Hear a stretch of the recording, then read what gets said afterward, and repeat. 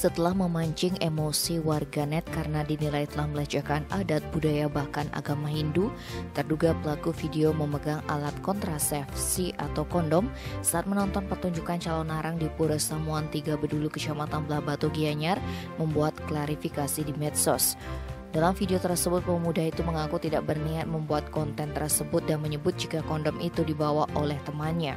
Pemuda itu mengaku tidak menyangka jika kontennya akan menjadi seperti saat ini dan memohon maaf yang sebesar-besarnya sambil menangis. Om Swastiastu. Saya mau klarifikasi tentang video saya itu. Itu bukan bermaksud saya berbuat yang aneh-aneh dan saya gak niat bikin konten gitu. Itu soalnya teman saya yang bawa, benar.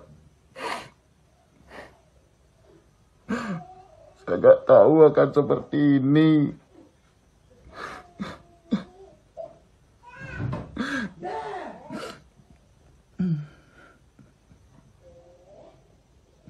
Saya tahu saya salah, tapi saya mohon maaf sebesar-besarnya.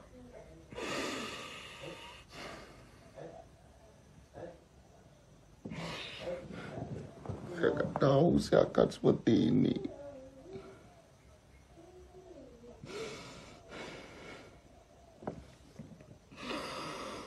Om Santi.